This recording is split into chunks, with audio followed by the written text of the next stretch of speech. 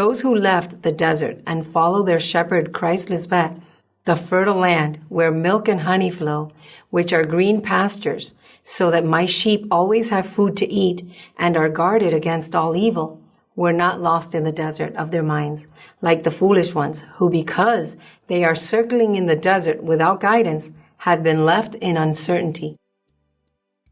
All for not wanting to enter the only land that God the Father himself cares for, as it says in Deuteronomy 11:10-12. The land that you enter to take possession of is not like the land of Egypt from which you came out of.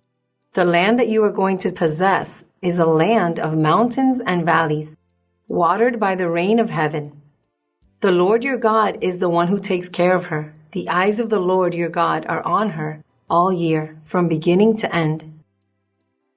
In John 3:13-15, it says that Moses lifted up the serpent in the desert, which is the opposite of what is said of Christ, that she would be raised. That tells us that it would not be by her own account, like Moses, nor by mortal men as all the ancestors who died, and like the men who today call themselves the anointed of God. She would be raised up by God the Father himself, because it says that no one has ascended to heaven but the one who descended from heaven. And to ascend to heaven is to have the wisdom of God the Father Melchizedek.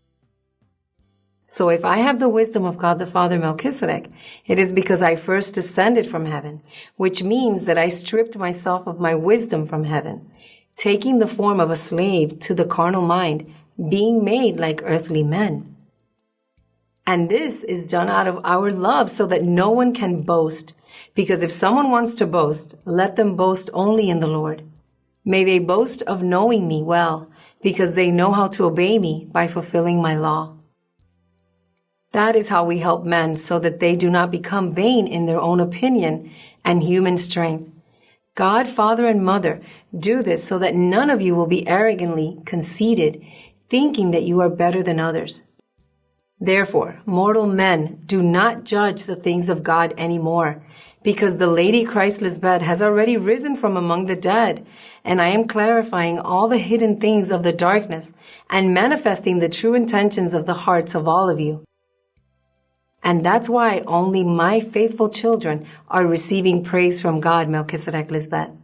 I give you praise. Do not look for it on your own, because that way you will only give glory to yourself, pleasing men and not God. Amen.